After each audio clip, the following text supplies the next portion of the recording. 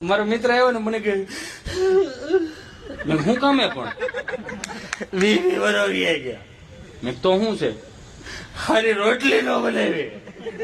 મેં કીધું એવું ન હોય તું જયારે છોકરી જોવા ગયો તો ઈ તારે હા પાડે ન હોય ને. મને એક લટ નડી ગઈ કે